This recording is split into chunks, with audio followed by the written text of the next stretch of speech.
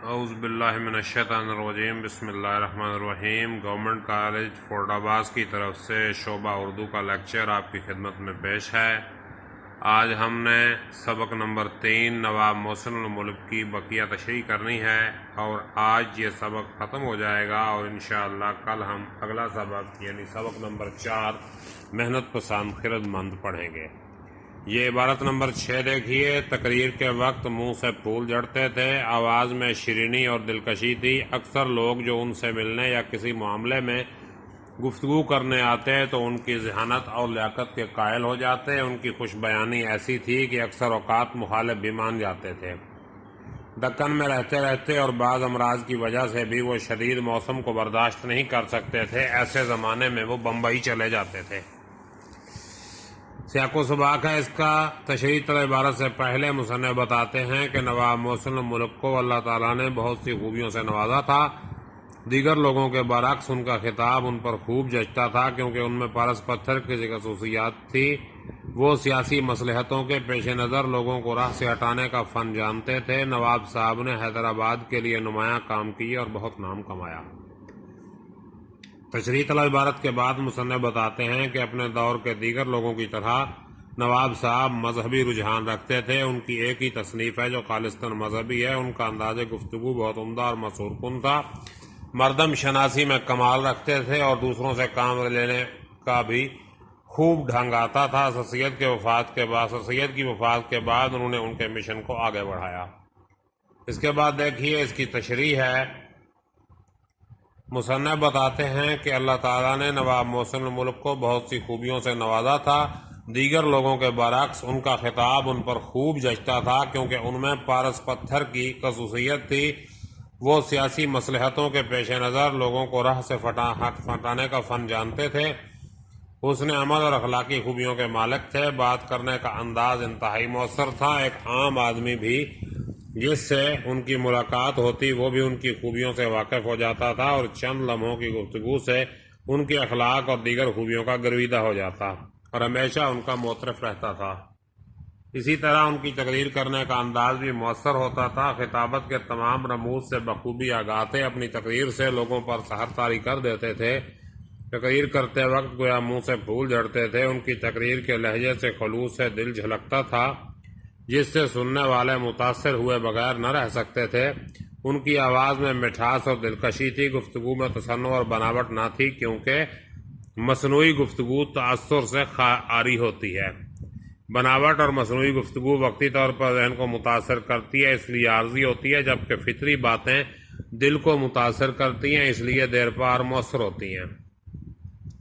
مصنف مزید بتاتے ہیں کہ محسن الملک کو اللہ تعالیٰ نے بات کرنے کا ڈھنگ اور سلیقہ عطا کیا تھا۔ اکثر لوگ جو ان سے ملنے آتے ان کے اخلاق اور خلوص کے قائل ہو جاتے تھے۔ اللہ تعالیٰ نے ان کو یہ خوبی عطا کی تھی کہ لوگوں سے کسی بھی معاملے میں بحث ہوتی وہ اپنی ذہانت اور ذاتی خوبیوں سے ان کو اپنا ہمنوا بنا لیتے، حتیٰ کہ ان کے مخالف بھی ان کی گفتگو اور خوش بیانی سے متاثر ہو کر مان جاتے تھے۔ دراصل نواب صاحب فطری لحاظ سے اعلیٰ ذہانت کے مالک تھے۔ ان کا ذہن ہر وقت حشاش بشاش اور طبیعت خوشگوار رہتی تھی۔ حاضر دماغی ان کا بہترین وصف تھا۔ وہ فوراً بات کی تہ تک رسائی حاصل کر لیتے، واقعات اور معاملات کی باریکیوں تک پہنچ جاتے۔ باریک بینی نتیجہ ہے تجربے کا اور تجربے کے لیے زندگی کے میدان میں سخت تگ و دو ضروری ہے۔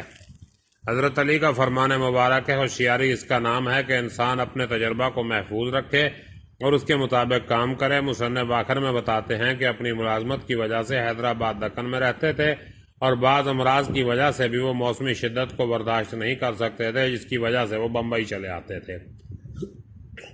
آگے دیکھیں عبارت نمبر 7 ہے۔ دوسروں سے کام لینے کا انہیں بڑا اچھا سلیقہ تھا۔ وہ کچھ ایسے مہرامیز طریقے سے کہتے تھے اور اس طرح ہمت افزائی کرتے تھے کہ لوگ خوشی خوشی ان کا کام کرتے تھے۔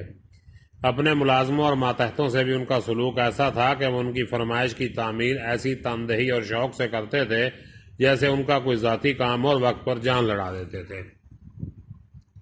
تو یہ ہماری 7ویں اور آخری عبارت ہے اس سبق کی۔ اس کا سیاق و سباق دیکھیے۔ تشریح طلب عبارت سے پہلے مصنف بتاتے ہیں کہ نواب صاحب کو قدرت نے بہت سی خوبیوں سے نوازا تھا۔ ان میں پارس پتھر کی خصوصیت تھی۔ سیاسی مصلحتوں کے پیش نظر لوگوں کو راہ سے ہٹانے کا فن جانتے تھے۔ ان کی ایک ہی تصنیف ہے جو خالصتاً مذہبی ہے۔ ان کا انداز گفتگو بہت عمدہ تھا، اپنی باتوں سے لوگوں کو مسحور کر لیتے تھے۔ تشریح طلب عبارت کے بعد مصنف کہتے ہیں نواب صاحب مردم شناسی میں کمال رکھتے تھے، چند لمحوں کی ملاقات میں آدمی کو پوری طرح بھانپ لیتے تھے۔ انہیں مطالعے کا بہت شوق تھا، اخبارات اور اردو فارسی عربی کی کتابیں پڑھتے تھے۔ انگریزی نہیں جانتے تھے، اس لیے انگریزی کی ایسی کتابیں جو ان کے ذوق کی ہوتی تھی ان کا ترجمہ کروا کر پڑھتے اور بحث کرتے تھے۔ سر سید کی وفات کے بعد انہوں نے ان کے مشن کو آگے بڑھایا۔ تشریح کیا ہے جی؟ تشریح طلب عبارت میں مصنف مولوی عبدالحق نے نواب محسن الملک کی مردم شناسی اور مزاج آسنائی کی صفت کو بیان کیا ہے اور ان کی سیاسی زندگی اور خدمات سے ہٹ کر ان کی اخلاق و کردار کو موضوع بنایا ہے۔ نواب صاحب کو اپنی ملازمت کی وجہ سے مختلف مقامات پر کام کرنے کا موقع ملا، جہاں کہیں بھی رہے انہوں نے اپنے ماتحتوں کے ساتھ نہایت شفقت و محبت اور خلوص کا رویہ اختیار کیا۔ انسان کو دنیا میں محبت اور ہمدردی سے دوسروں کے ساتھ سلوک روا رکھنا چاہیے، کیونکہ جو معاملات محبت اور ہمدردی سے طے کیے جا سکتے ہیں انہیں نفرت اور عداوت کی بھیٹ نہیں چڑھانا چاہیے، کیونکہ محبت سے تعلقات بہتر ہوتے ہیں، جبکہ نفرت اور روکھا پن دونوں تعلقات کو خراب کرتے ہیں۔ بقول فلاسفر محبت، نرمی اور میٹھے بول دوسروں کے دل و جان سے جیتنے کے لیے مؤثر ترین ہتھیار ہیں۔ نواب محسن الملک دوران ملازمت اہم عہدوں پر فائز رہے اور اپنے فرائض آسن طریقے سے سر انجام دیتے رہے اور ماتحتوں کا بھی خاص خیال رکھتے تھے۔ ریاست حیدرآباد دکن حیدرآباد میں بورڈ آف ریونیو کے سربراہ بنے تو اپنے ماتحتوں سے حسن سلوک کا مظاہرہ کیا۔ علی گڑھ کالج کے سیکرٹری تھے، دیگر کارکنوں کو اعتماد میں لے کر چلے اور علی گڑھ کالج کو یونیورسٹی کے درجے تک پہنچانے میں بھرپور کوشش کی اور کامیاب ہوئے۔ مسلمانوں کی نمائندہ جماعت مسلم لیگ کے سیکرٹری بنے تو اس جماعت کو فعال بنانے میں قابل قدر خدمات سر انجام دی۔ ان کے مسلم لیگ کے لیے کارہائے نمایاں ہمیشہ یادگار رہیں گے۔